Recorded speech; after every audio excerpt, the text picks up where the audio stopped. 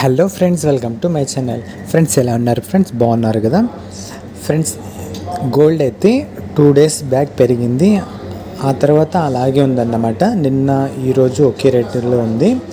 ఈరోజు వచ్చి 4వ తేదీ.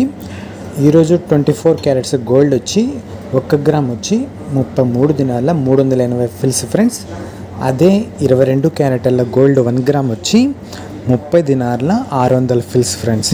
అదే 21 క్యారెట్ల గోల్డ్ 1 గ్రామ్ వచ్చి 29 దినాల 210 ఫిల్స్ ఫ్రెండ్స్.